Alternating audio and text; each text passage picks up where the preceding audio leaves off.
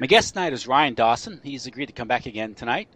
He is the host of the ANC Report, Anti-Neocon's Report, a web-based media outlet focusing on geopolitical, economic, and social issues. He's also an author. He has written Separation of Business and State. He is also a documentarian. He's produced a variety of films examining the events of 9/11, the anthrax attacks, the misdeeds of the CIA, the Second Iraq War, and the JFK assassination. And I believe he's working on a new documentary that's due out this September called The Empire Unmasked.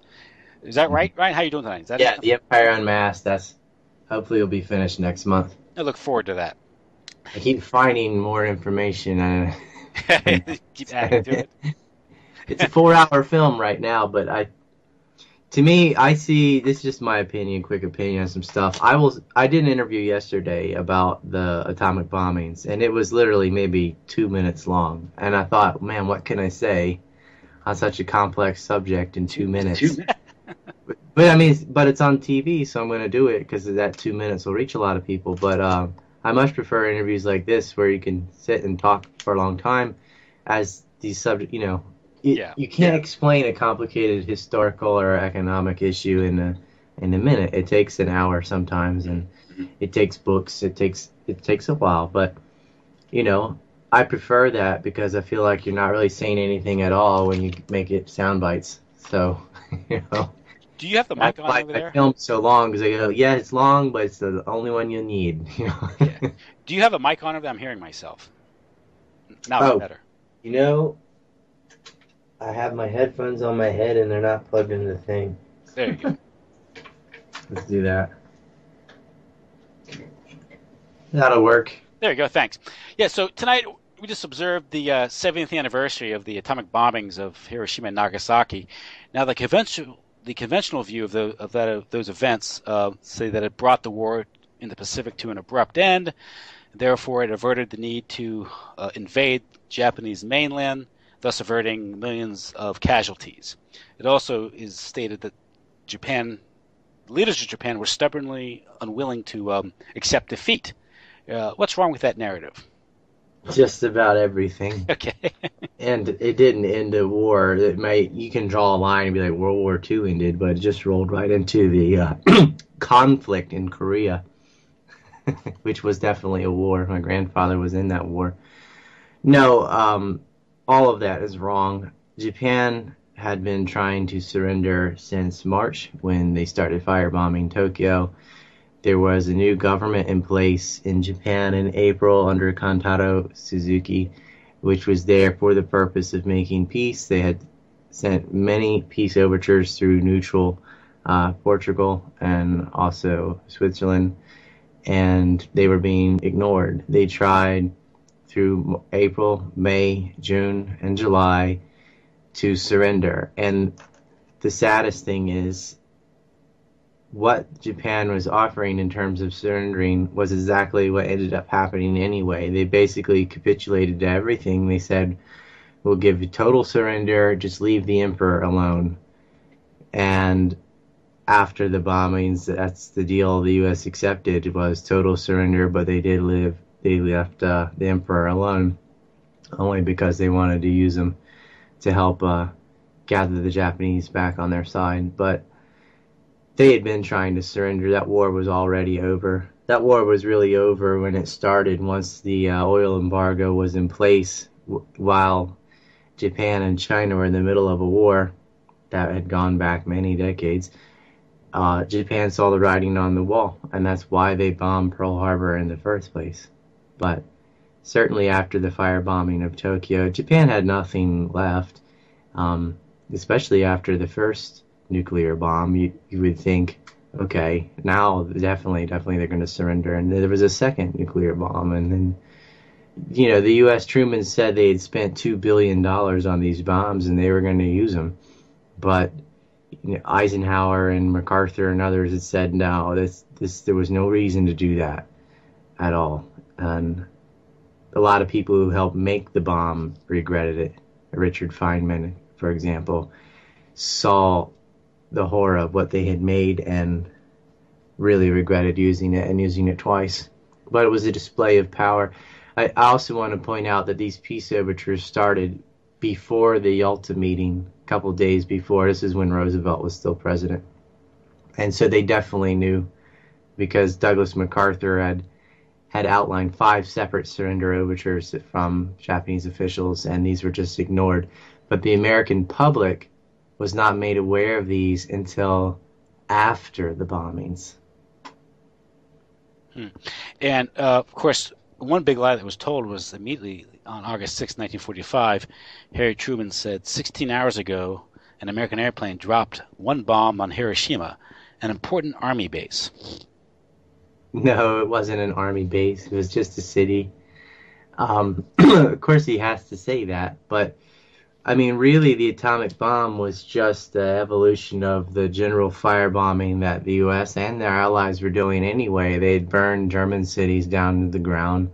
They had burned Dresden and Hamburg already. They had firebombed Tokyo and killed hundreds of thousands of people.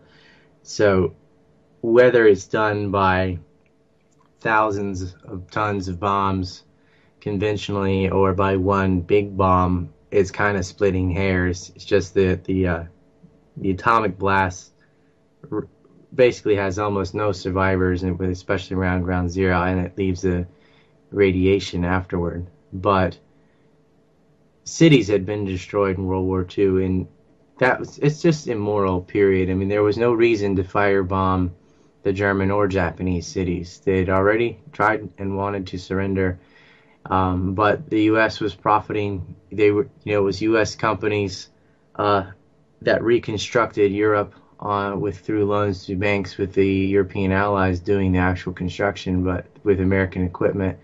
It was profiteering. It was, militarism is a business, and they wanted to punish collectively the entire society. And I know that Germans killed civilians, and I know the Japanese killed civilians, but this kind of collectivism you have to be analytical about this and be real serious about this. You think about it. People in Nagasaki and Hiroshima did not bomb Pearl Harbor. They didn't rape anybody in China. That's not the fighting force. That's not who did it. The U.S. invaded Iraq recently in 2003. So should we nuke Los Angeles? Should we burn down New York with firebombs because of the Iraq War and just kill everyone, children, everybody, as if they're all collectively guilty because the government went and attacked Iraq? The Japanese government, which included Korea at the time, because Korea had been part of Japan since 1905, from that war where Japan defeated the Russians, it was just as Japanese as India was British or Australia,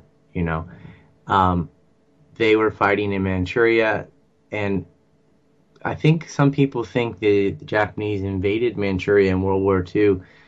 That's not correct. They were already in Manchuria prior to World War II. They expanded during the Second World War, but China was not an innocent player in that either, and I don't want to take sides. I'm not a fan of government whatsoever, but to collectively punish people, civilians living in cities, that have nothing to do with the war, and certainly children have nothing to do with the war. You can't just bomb a city or blow it up and claim you're saving lives. It's utter nonsense. There's just no justification for hitting a city with a nuclear bomb. None.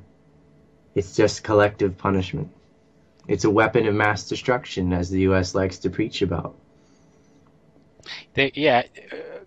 Towards those remarks, I have a quote from Harry Truman, and he said, "We have used it," meaning the atomic bomb, "against those who attacked us without warning at Pearl Harbor, against those who have starved and beaten and executed American prisoners of war, against those who have abandoned all pretense of obeying international law of warfare." And as you said, the victims of Hiroshima and Nagasaki weren't the same Japanese who were flying the planes that bombed Pearl Harbor. Well, it's like saying they did it, but if you want to talk about Pearl Harbor, Pearl Harbor was a naval base, all right? Japan didn't bomb Hawaii. They didn't burn any Hawaiian cities. They didn't kill Hawaiian civilians, as in going and just firebombing Oahu or something. They attacked a military base. Now, Hawaii wasn't part of the United States. Didn't become a state until 1958, long after the war was over, a decade later. Yet, the U.S. had a military base there anyway. How did that come about? Did the Hawaiians invite them and say, hey, we'd like you to build a naval base here? Is that how that happened? Because that's not what happened. Hawaii, the U.S. had already assassinated their queen and stripped them of their resources and been sending their agriculture, etc., to California through force. I mean, it was forcibly taken from the Hawaiians. The Hawaiian language currently is basically disappearing now. That culture was completely transformed and taken over by the United States. Now, they had a military base on an island that was not part of the United States, and Japan attacked the naval base. And they didn't attack Hawaii, and they didn't attack cities in California. They only attacked the naval base. And why? Because the naval base had put a blockade on Japan and on oil. It was a part of the McCollum Memo. They had an 8-point plan to push the Japanese into war because the U.S. desired a war. This is part of their Pacific pivot. The U.S. had started going west after the Civil War, really. They finished up the genocide of the American Indians. And after 1898, with the Spanish-American War, they had defeated Spain, and the Treaty of Paris ceded them Guam and the Philippines. So the U.S. was in the Philippines and building bases there too. And they had coveted going all the way east. They wanted to get all the way to China. And this was their plan. And they wanted to get a war going with Japan. And they currently do occupy Okinawa, as well as South Korea. They went all the way to China's doorstep. So it wasn't altruism. And to point at what Japan had done in 1905 in Korea, or what they did in Nanking, which is unforgivable, we really don't have a moral platform because the United States went into Korea right after Japan and killed Koreans and Chinese people too. Millions, in fact. One of the other critics of the atomic bombing was Admiral William Leahy, who was the chairman of the Joint Chiefs of Staff for Truman. And his quote was, "The use of the barbarous weapon at Hiroshima and Nagasaki was no material assistance in our war against Japan. Japan was already defeated and ready to surrender." And that the U.S. Strategic Bombing Survey agreed with them. I don't quote that directly, because certainly prior to 31 December 1945, and in all probability prior to 1 November 1945, Japan would have surrendered, even if the atomic bombs had not been dropped, even if Russia had not entered the war, and even if no invasion had been planned or contemplated, meaning although people talk about the invasion of Japan, there was no way necessary, because Japan was already defeated at that point and willing to, as you said, give in to all the terms, save for the abdication of the emperor. Yeah, not just willing speculatively, officially. They had tried to surrender, and their proposals were just rejected. They tried to surrender to everybody, to China, to Russia, to the United States. America wasn't having it. They didn't care. They wanted to use these bombs. It's because so much of it spent. Power. It was just because there's James Burns, I think, was the Secretary of State, and he wanted to. They thought it was wanted to show Russia for the impending Cold War, and they thought if they could display that power in 1945, Russia wouldn't oppose their plans. And of course, Russia didn't. Russia just redoubled its efforts in developing its own bomb. So, Yeah, well, of course. I mean, and the Cold War ended up killing millions of people too. It was anything but cold. Mm-hmm. It was more of like the proxy war era, although those have been going on too. But yeah, of course, everybody started building the bomb. Nobody wanted just the U.S. to have the bomb. Not only Russia. I mean, now we have many countries with nuclear weapons. And we talk about the atomic bomb. Of course, the conventional bombing campaign against Japan was savage enough. It killed more people because I think as many as 66 cities were firebombed between March and August of 1945. And I think what's not talked about, but it's probably the most inexcusable, is the August 14th firebombing of Tokyo, that was ordered by Henry Hap Arnold, and he did it just so he could get 1,000 planes into the air. Yeah, well, I mean, they had been bombing Tokyo since Yeah. that March. They had two huge offenses on Tokyo and burned a 16-mile wide parameter just completely to the ground Hmm. with B-29 raids. And then they hit another 56 square mile chunk of territory in the capital with 4,000 tons of explosives. And this is all in the spring, you know. And but that had been going on in Germany too. They had been burning down cities because they could. Yeah, the moral threshold. You could say a technical threshold had been met with the atomic bombings, but the moral threshold was probably passed, as early as 1942 when they started firebombing Cologne and Hamburg, and then you have Dresden, and even the strategic bombing Frankfurt. survey regarding Europe, the European theater stated that the bombing campaign against Germany played very little role in victory over Germany in the spring of 1945. It, Yeah, and they were finished, and Germany faced a land invasion too, and mass rape and yeah, all of that. Uh, but Japan got that after the war, all but the rapes. the success of the bombing campaign in the European theater was knocking out Germans' petrochemical and fuel, or gasoline, because it didn't matter how many planes you built if you had no fuel for them. And True. yeah, so really, if you just bombed the Ploiesti oil fields and broke up the infrastructure, you could minimize loss of life among the civilian population and achieve that objective. But the objective again was to terror bomb and kill as many civilians as possible. Churchill wanted to gas Germany Hmm. and didn't because Germany could have gassed them back, but he wanted to kill them all. I mean, there was Eisenhower's death camp post-war. I mean, 3 million Germans died in peacetime. They lost more in peacetime than during the actual war. Hmm. And Japan faced mass rape too, and the rise of the Yakuza was because of the CIA.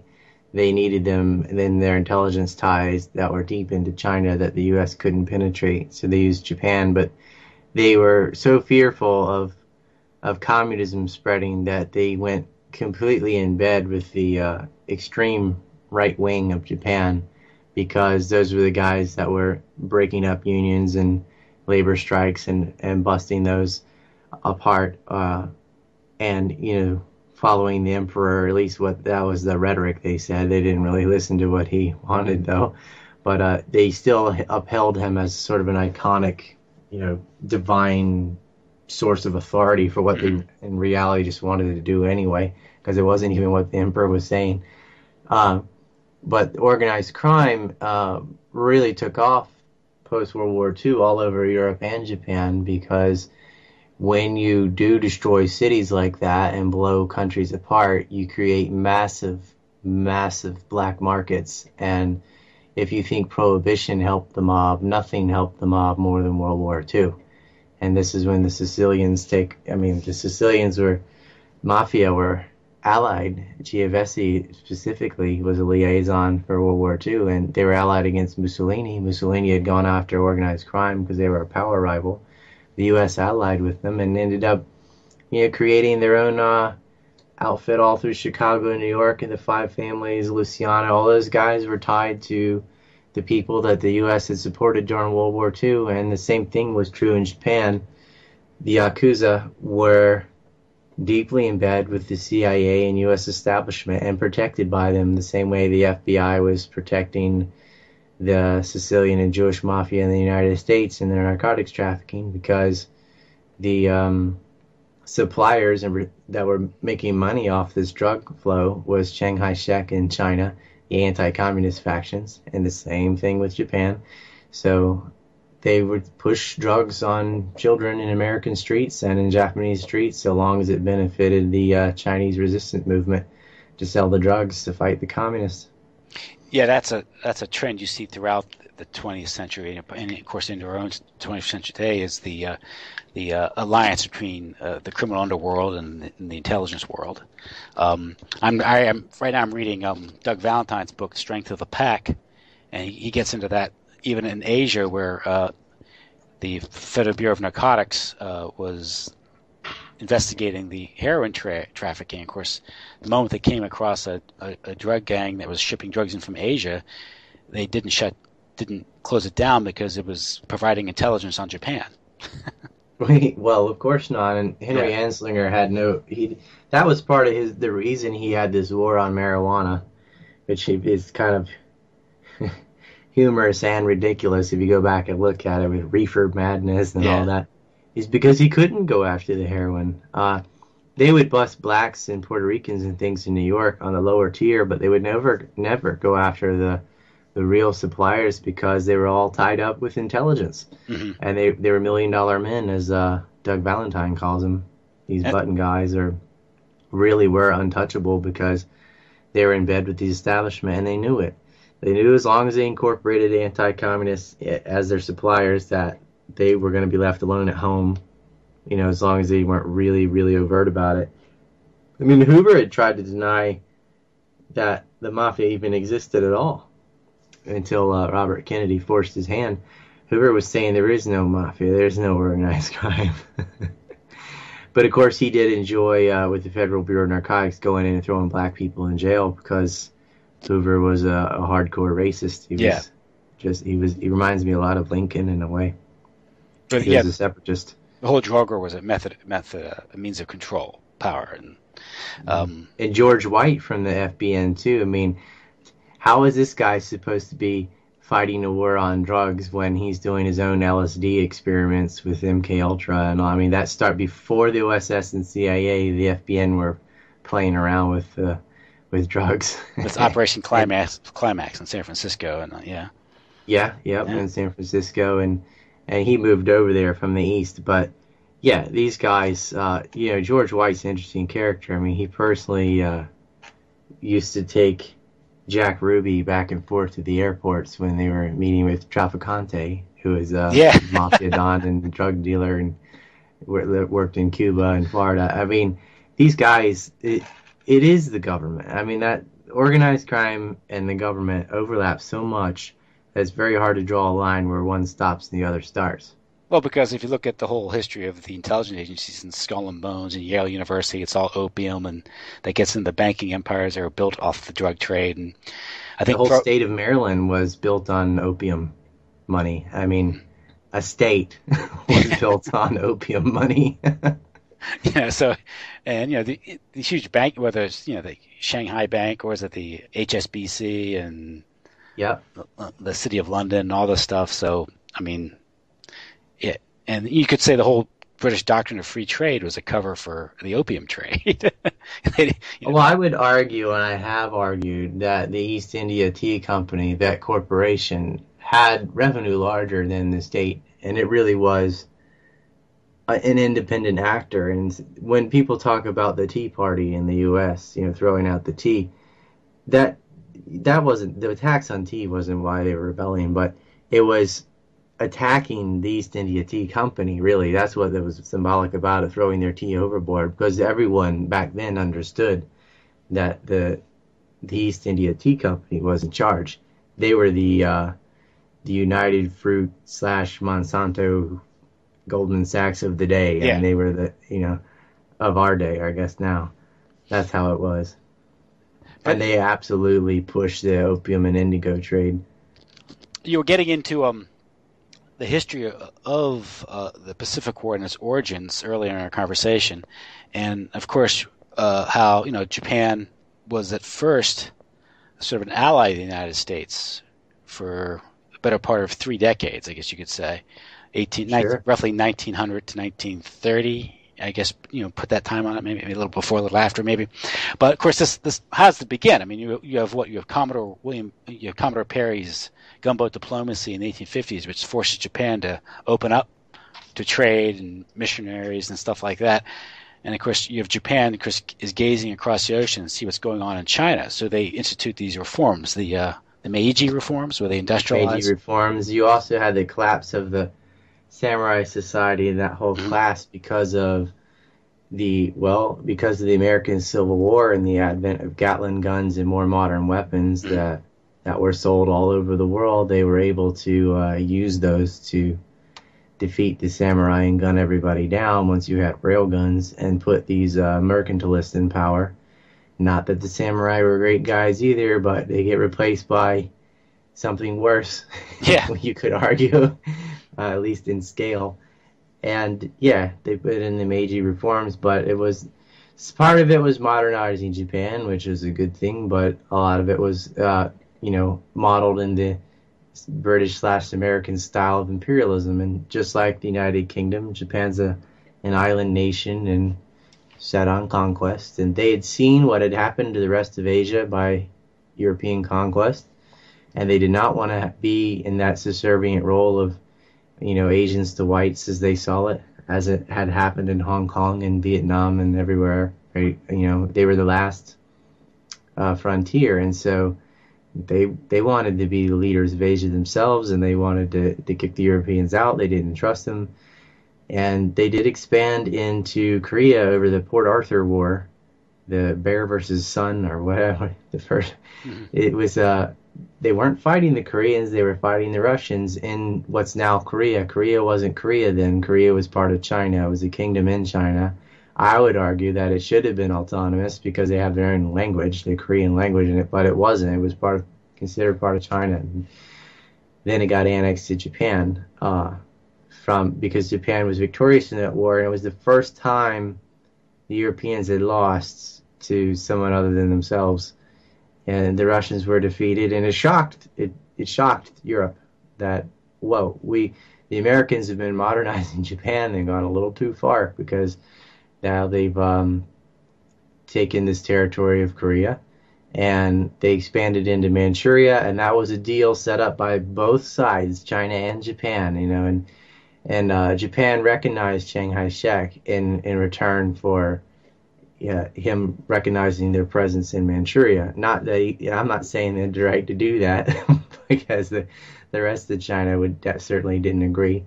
But just like the UK had expanded around the world, Japan was doing the same thing for the same reasons: economics. They needed the agriculture, they needed coal, they needed oil. Japan doesn't have any fossil fuels on the main islands, and so they were following the European model. I mean, if the Europeans could expand into Africa and the Middle East and the Americas and Australia and New Zealand and without any moral qualms, then, for the day, I'm not saying it was right, but everyone seemed to look at that time as perfectly legitimate course of action, and Japan was doing the exact same thing.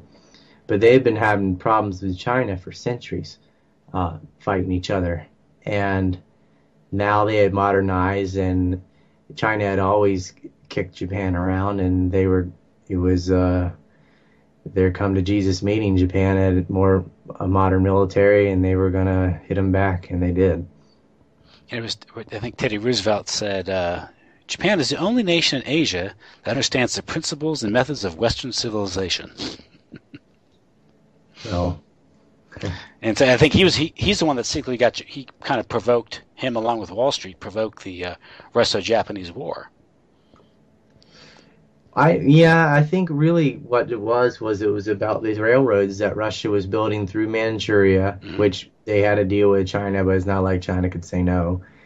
Because China was very weak at that time. I mean, they have a lot of people and all, but they were not modernized. They had no way of standing up to Russia or Japan, and Russia needed a warm water port because their eastern ports are frozen over for the majority of the year. And so they, in their own economic interest, they needed a port far south enough that it wouldn't freeze over so that they could continue to ship their goods from their eastern ports. They completed their railroads connecting East and West Russia. Most of Russia is all on the western side. Siberia is sort of a wasteland. But they believed, with these rails, just as California was built up, because that used to be nothing too, maybe they could build up the east. But they didn't get Port Arthur. Japan pushed them out because in Japan's mind they saw European encroachment into Korea and Japan would be next. And they probably were right. I mean, that you can't really say Stalin or the guys that came later were the nicest folks. So it probably was in self-defense, if you really look at it, for Japan to push Russia out of Port Arthur. The thing is, they didn't then hand it over to the Koreans. They kept it themselves. But in all the agreements, the Europeans loaded Japan up with gold and other money in order for them to let the Russians off. But they did keep Korea, but they had gone much further into China than that. And the Europeans had helped them build their ships that they used, had helped them build their guns, and seeded them with gold, and definitely were a part of helping Japan ensure defeat of the Russians. But after the defeat, it was so great, then the Europeans tried to settle it down and even things out again. And Japan allowed the Russians to leave and ceded the territory back to China in return for an enormous amount of gold, which was just used to rebuild their war machine even more, which they would use again in World War II. But the Europeans got embroiled in World War I shortly after the Russian-Japanese War. So they had their hands full while Japan continued to build itself up. And Japan was an ally in World War One, and yes, they were. And they were turned away at Versailles when they didn't ask Woodrow Wilson to include a clause claiming racial equality with the Europeans, and that was rejected. Yes, and it's amazing if you look at talking about racial equality. When you look at the propaganda for World War II against Japan, it was unapologetically racist. And these dirty Japs, these sneaky Asians, and dehumanized. And earlier you talked about the torture of POWs, which Japan did. But the Americans didn't have prisoners of war. They murdered them all. And they tortured them too. But there weren't POWs returning to Japan from the Americans because the Americans didn't take prisoners. They just murdered them. That's not talked about often, but that is true. And there's a reason why Japanese soldiers were known as being so ferocious and not surrendering, is because, like you said, there was no option to surrender. There was no option. Clint Eastwood kind of broached that in his recent movie regarding what's the island out there? In Iwo Jima, they did Flags of Our Fathers. Yeah, he did. And he did the Japanese version. Letters from Iwo Jima. Yeah. Right? Letters from Iwo Jima. And what's interesting to me is I talk to Westerners, and they're like, "Oh, I saw Flags of Our Fathers, but I didn't see the other one." I'm like, "Man, you're supposed to see the other one." I was more interested in the other one. But when I talk to Japanese people, they watch Letters from Iwo Jima, and they didn't see Flags of Our Fathers. So I'm like, geez, Clinton made these two movies, and neither one of you watched the other side. Yeah. But I think that part of the reason is language. I don't know. I mean, the Letters from Iwo Jima was in Japanese and subtitled, which they just ignored. Flags of the Fathers, they'd have to read the whole time. And the subtitling on a lot of American films is not very good. You'd think it would be, but it isn't. Are you fluent in Japanese? No, but enough to know when something's wrong. Okay. And I just watched Avengers in English, but it had Japanese titles, and I'm hearing Captain America or Iron Man or whatever talk, and I'm reading what they're writing, and I'm like, that's not what he said, and they shorten everything, and but it's very hard because you just can't. They don't use sarcasm in Japanese. It's the way the West, we say something and it means the opposite all the time, and you can't. It's hard to explain. Lost in translation. If you've ever seen Guardians of the Galaxy, the character that Batista plays, he's an alien race that doesn't have any sarcasm at all. They have sarcasm, just not linguistically like that, the way English does. And but that was like, oh my gosh, it's like he's from Japan. It's like, what do you want, princess? He's like, I'm not a princess. And he's just like, thinking, just don't get it. That's good. It's very hard with films like that, and the GIs and stuff, the banter between the soldiers and all. It's really hard to recreate that in Japanese. But getting back to the whole Pacific War thing, what's happening here is Japanese militarism was largely a reaction to European and American imperialism.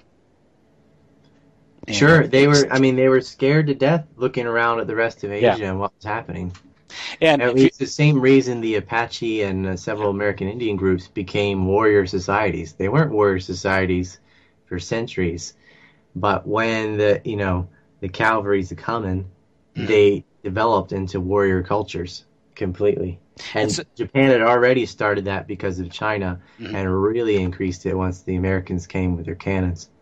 And Japan's definitely on the move in 1937 through 41. Although they're bogged down in China, that's another thing that, given that America was perfect, if America had any goodwill diplomatically vis-a-vis Japan, they definitely could have come with a established some sort of modus vivendi with Japan.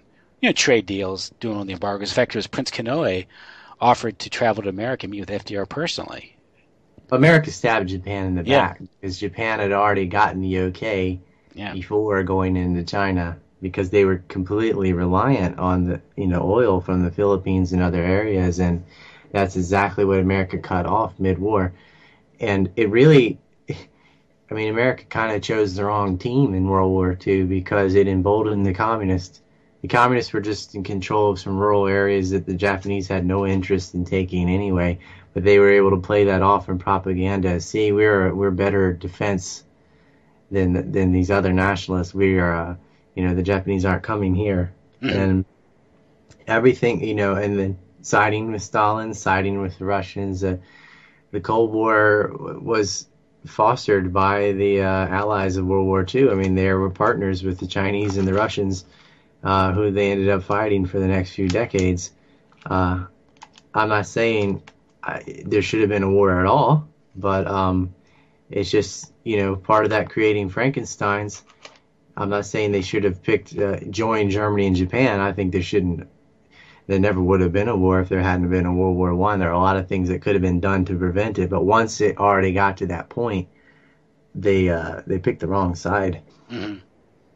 Of course, FDR's policy towards Japan was to admonish Japan and preach to Japan and tell what Japan should do, or issuing ultimatums about withdrawing from China. But then again, from the American standpoint, why should the American people worry about protecting European colonies in Asia, especially what was going on in Europe? Well, the U.S. wanted to go into China themselves. MacArthur was talking. They were talking about crazy things during the Korean War. They wanted to drop nuclear bombs on China. Mm-hmm. And destroy Chinese cities and kill their civilians and take over China, and it could have been done. And like, yeah, you could have done that. you could do that now. You could nuke people, but it's not going to work out in the long run. There was one, I think, during the run up to Pearl Harbor. There's a Japanese diplomat who was quoted, kind of wryly remarked. He said, "Just when we learned to play poker, they changed the game to bridge." Guess so, yeah. Yeah. So Japan's crime in 1941 was acting like a colonial power, Western colonial power, and they were a latecomer to it, and they were mere upstarts, and they needed to be knocked down a peg or two. So. It's not wrong when we do it, only when someone else does it. It's like terrorism. Of course, how many times did the CIA invade Latin America? And they occupied Haiti, they occupied Cuba, they went into Nicaragua, they went into Honduras. And none of that is considered acts of terrorism, military occupations, or anything. It's never looked at it with the same kind of stigma as Germany going to Poland. But it ought to be. Yeah, and Japan's co-prosperity sphere is not much different than, say, the Monroe Doctrine. Yeah, it was actually very good. I hadn't thought about that, but that's true. And of course, then at the same time, you have shall we say, the incumbent powers, British, the Americans, maybe even the French, these imperial powers. It's presumed that their primacy or their hegemony is legitimate, and any challenge to that power is, banditry and aggression. It's called aggression. But even Germany, in Japan, they were just looking for their place in this. And think of that what you will. I'm not, as you said, I'm not an admirer of governments in general. I ascribe to the belief that it is the duty of every decent man to be ashamed of the government that he's forced to live under. But I didn't make. No, but if you're going to justify it for one side, then the other side is just justifiable. But I don't justify it for the other side either. It's a thing. I say neither rather than both. But again, the war in the Pacific was largely, it's been described as a backdoor to war because FDR was looking to pick a fight with Hitler in 1940-41, especially after the fall of France and the invasion of the Soviet Union. And you have the war of the Battle of the Atlantic, where FDR is trying to sink German submarines and making all types of false claims. And of course, Hitler's forbearance, Hitler won't take the bait, so he's stuck with provoking a fight with Japan. You want to go into some of the intrigue that led to that, or? Yeah, and he basically made the U.S. have to fight a two-front war in doing so because they're fighting Europe on one side and Japan on the other side. But, Japan had a very impressive navy. They're already in Manchuria and Korea, and they were using gunships. They hit Nanking with them. But, the U.S. knew that Japan and Germany were allies, and a war with Japan meant a war with Germany. Very simple. And the U.S. wanted to go to war with Germany to side with the British. Why isn't exactly clear, but I guess it's just similar shared histories and everything. There was no reason for the U.S. to get involved in World War II at all. And they certainly didn't go in to liberate Poland or save the Jews or anything. That's just all nonsense. Europe had destroyed itself in World War One, and getting them to destroy each other more in World War II allowed the U.S. and Russia to become the new superpowers. And maybe they saw it that way. I think you get hints to that with the Council on Foreign Relations and the War and Peace Studies, where in 1939, 38, they're talking about U.S. Control of Europe after the war. And so there's some sort of planning. Right. I mean, why not jump in the beginning? Let them fight. Let them go a little longer, and we'll just come in on the winning side. Mm-hmm. But the U.S. had sent an enormous amount of money and arms to the Russians while they were fighting. They would have broken without U.S. aid, as would the British. They would have lost. But you have to understand, the U.S. was fighting with the Germans in World War I over Latin America. Prior to World War I, Spain was already out. The last power rival on this side of the hemisphere, on that side of the hemisphere, whatever, was the Germans and the Americans. And the Germans had beefed up Mexico during World War I. Mexico almost joined in on that war on the side of the Axis, on the side of the Germans. Didn't happen that way. But so America had an interest in deflating German power in the First World War. And then in the Second World War, they really stood to gain to become the new unrivaled superpower in the world. Now, do you think that had something to do with the Anglo-American alliance, particularly the Northeast elite, the J.P. Morgan, House of Morgan, and the fact that they were so heavily invested with the British and around to the war? Well, yeah, I mean, I know the Bank of Paris had bankrolled the rapid industrialization of Russia, and they wanted them to repay their loans, obviously, so they had a vested interest in that side winning. Mm-hmm. Of course, they would get shafted anyway, but yeah, that's what they thought at the time.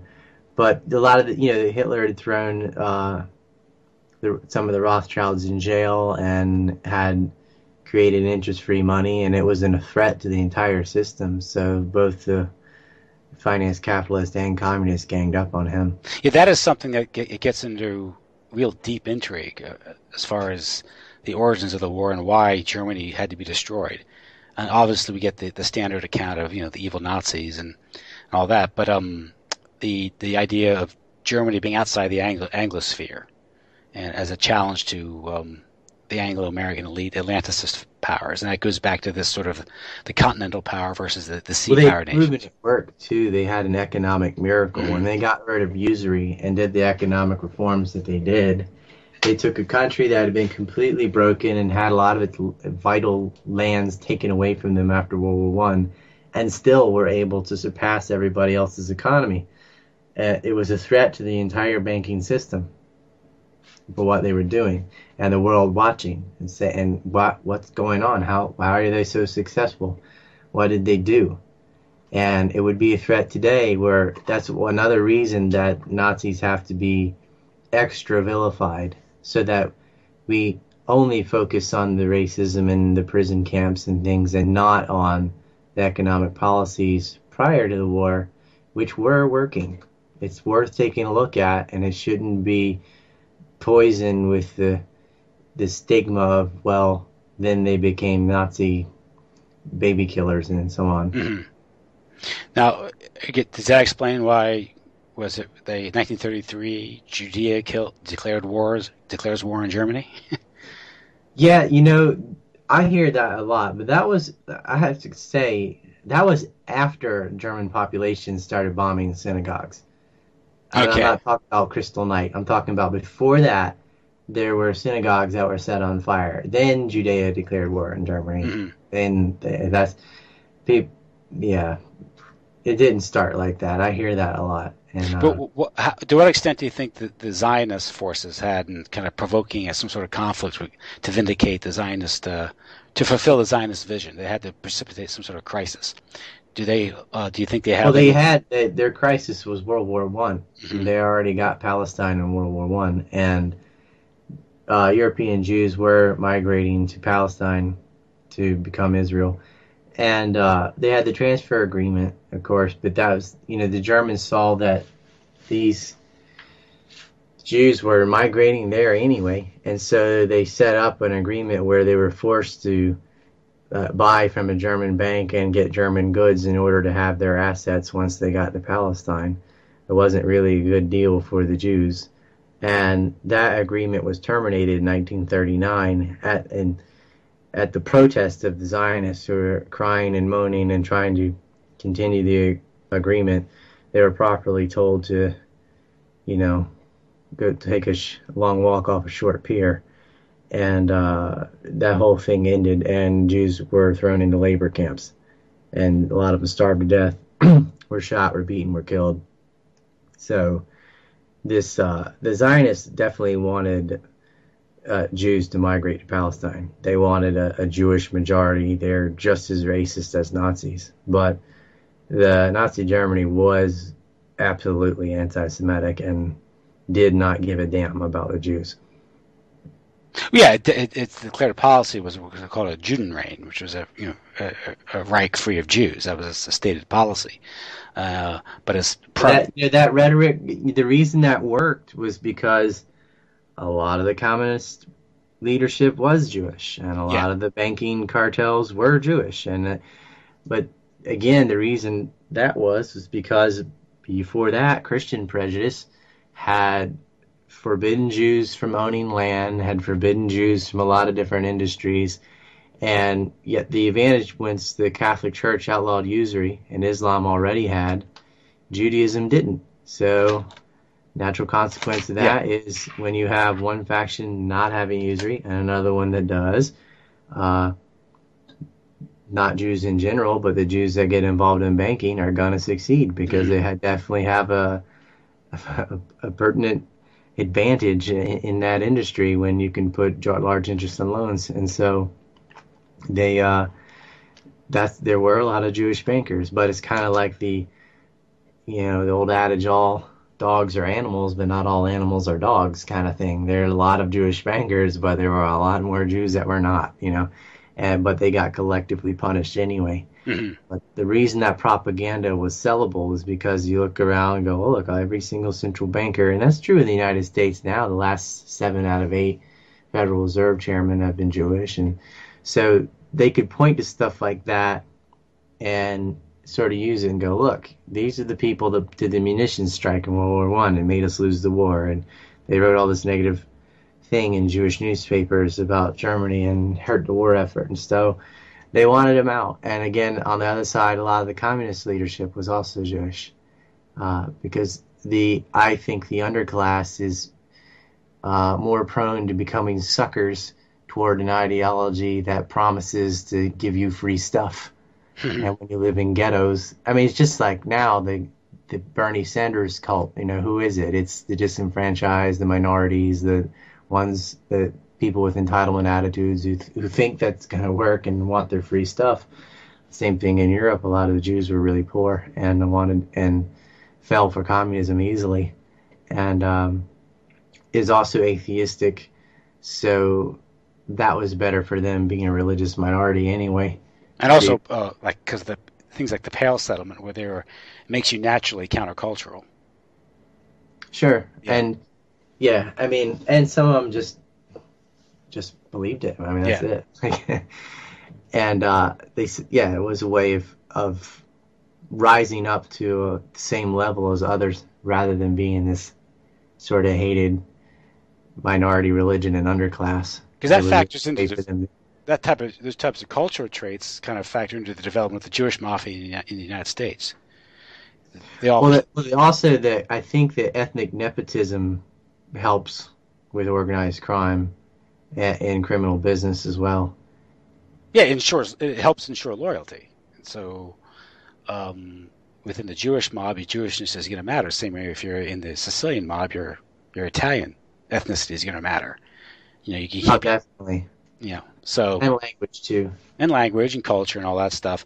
And you can also any cultures have certain virtues and vices, and so there's certain traits within certain cultures that lend itself towards certain types of behavior. It doesn't say that every person, every one of that community is going to be like that, but it's going to be more prominent in certain communities.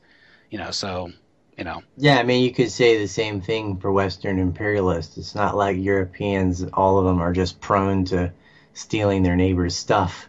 no, it's almost like What their governments did. like was that scene in The Godfather where at the wedding where where Vito Corleone is receiving people in his office, and in comes the Undertaker asking for a favor because his daughter has been assaulted or raped by, I guess what I gather is two wasps, in the area, and they get off easy from the judge. He wants, he wants justice, revenge, and he that's when he swears loyalty to the Godfather in return for the favor, and that's going to go out and probably mete out some justice to these guys that raped his daughter. But he gives a little speech where he says, I know you came to America, you found paradise, the police, the courts worked, and you had no reason to come to someone like me.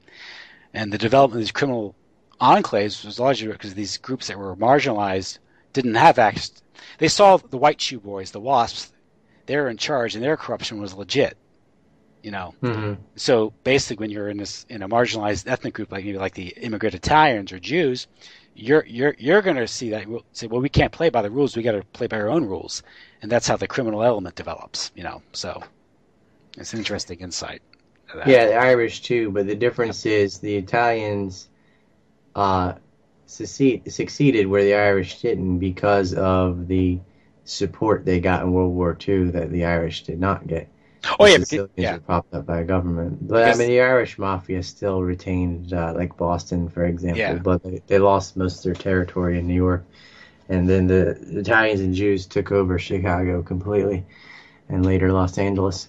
They got into labor racketeering and drugs, and then Las Vegas and all that stuff. Yeah, and the whole time, I think this is Vegas money was from the pensions funds stolen by Jimmy Hoffa. Exactly, and the unions. So they got it because this is a product of the National Labor Relations Act, largely, the union privilege, and it. Lepke started Lepke before Anastasia or Hoffa or any of those guys got into controlling the unions. You had the Lucchese and Lepke syndicates that really showed them this is how you do it out of the garment district in New York. But didn't the corporations kind of use them to tame the unions, like Ford Motor Company? Well, yeah. You know about that? Yeah, shipping heroin from Detroit to New Jersey. Yeah, and they gave Alessio.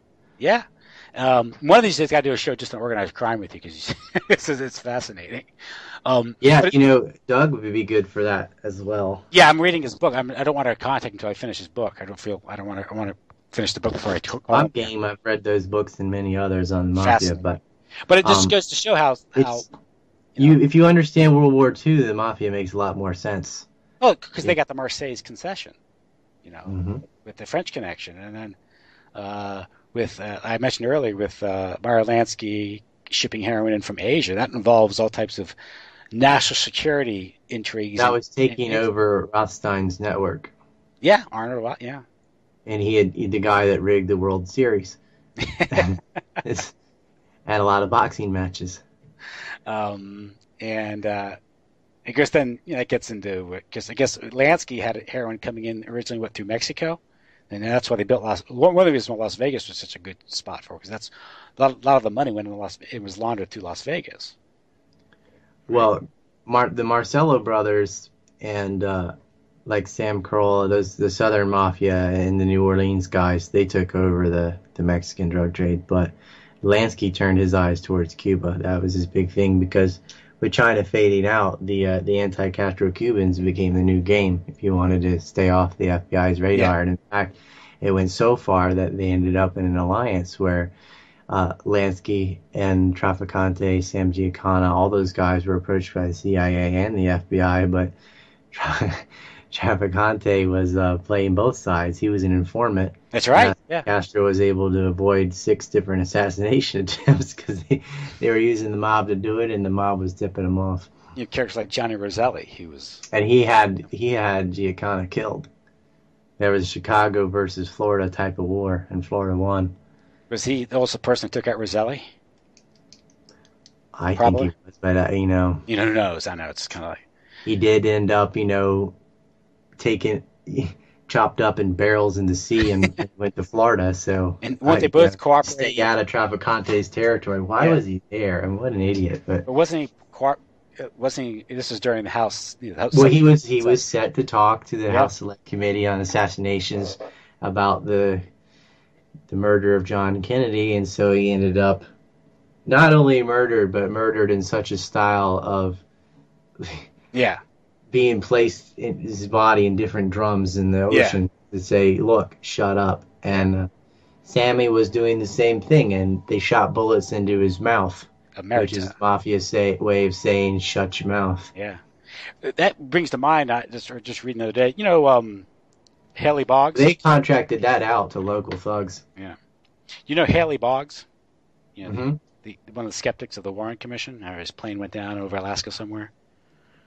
And he was a vocal critic of the Warren Commission conclusions. And that Warren Commission was like... the internet had existed in the 60s. Guess who picked him up at the airport? Guess who drove him to his destination and get on board that plane? Who, Boggs? Yeah. I don't remember. Bill Clinton. Oh, really?